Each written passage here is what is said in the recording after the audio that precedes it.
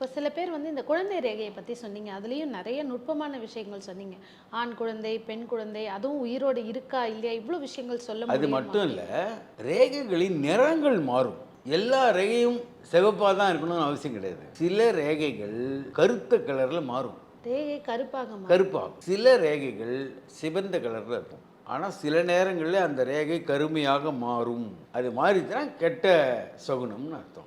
அது எந்த காலகட்டத்தில் இந்த மாதிரி மாற்றம் வர வாய்ப்பு இருக்கு? அவருக்கு பிரச்சனை வரும்போது மாறும். அவருக்கு எந்த காலகட்டத்தில் பிரச்சனை வருதோ, மச்சங்களே திடீரென்று தோன்றி திடீரென்று மறையும். பார்த்துருக்கீங்களா தெரியல. மிக மிக நேசிக்கக்கூடிய ஒரு நபராக இருந்தால் அந்த சுக்கிரமேட்லேயே சில குறியீடுகள் தோன்றி அந்த அந்த நபர் மறைந்ததுக்கப்புறம் அந்த குறியீடு மறைஞ்சிரும். ஓ, இவங்க யாரை நேசிக்கிறாங்களோ அந்த நபர் இவங்க கூட சேரலை, பிரிஞ்சு போயிட்டாங்க ஆமாம். அப்படிங்கும்போது அந்த இல்லை, அவர் உயிரோடு இருக்கிறார், ஆனால் இவர் கூட மரணம் அடைய போகிறார்னு வச்சுக்கோங்க.